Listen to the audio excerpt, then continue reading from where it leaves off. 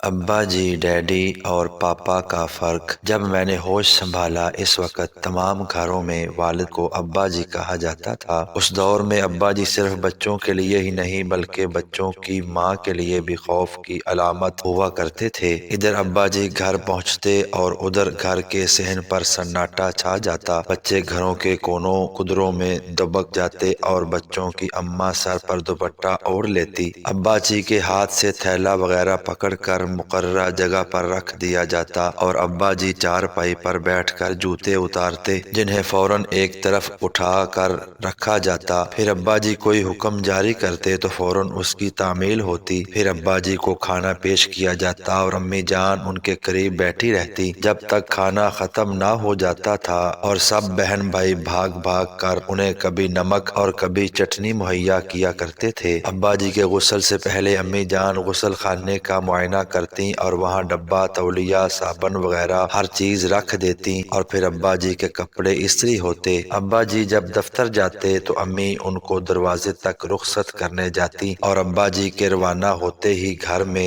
چھائی خاموشی کے بند ٹوٹتے اور بچوں کی شرارتیں اور امی جان کی دھمکیاں شروع ہو جاتی کہ شام کو تمہارے ابا آئیں گے تو تمہاری شکایت لگاؤں گی۔ اس دور میں ابا جی کی دہشت ہر وقت بچوں پر چھائی رہتی تھی۔ مجھے اچھی طرح یاد ہے کوئی سکول کی پروگریس رپورٹ پر ابا جی سے دستخط کروانا ایک مشکل ترین مرحلہ ہوتا تھا۔ پھر زمانہ بدلا تو بچے ابا جی کو ڈیڈی اور ماں جی کو ممی کہنے لگے۔ ڈیڈی کہلوانے والوں کا وہ روب اور دہشت نہیں ہوتی تھی جو ابا جی کہلوانے والوں کی ہوتی تھی۔ ڈیڈی وہ حضرات تھے جو عورت اور مرد کی برابری پر یقین رکھتے تھے، اور ان کا خیال تھا کہ بیوی اور بچوں کو ڈرا کر رکھنے کی بجائے ان سے دوستانہ تعلقات ہونے چاہیے۔ چنانچہ ڈیڈی حضرات حکم آخر جاری کرنے کی بجائے مشاورت پر یقین رکھتے تھے، اور گھروں میں ان کا طرز عمل ابا صاحبان سے کافی بہتر ہوتا تھا، جو مخاطب کی پوری بات سنے بغیر ہی جوتا اتار لیا کرتے تھے۔ ڈیڈی کہلوانے والے صاحبان کو اگر کھانے میں کوئی نقص نظر آتا تو وہ انتہائی شائستگی سے اس کی نشاندہی کرتے، اور ابا صاحبان کی طرح کھانا صحن میں اٹھا کر نہیں پھینکتے تھے۔ ڈیڈی کہلوانے والے بچوں کے سوالات کے جوابات انتہائی پیار و محبت سے دیتے، اور بیوی کی طرف سے اٹھائے گئے سوالات و مطالبات کے جواب بھی خندہ پیشانی اور دلبری سے دیتے، اور گھروں میں توازن کی فضا برقرار رہتے تھے۔ زمانہ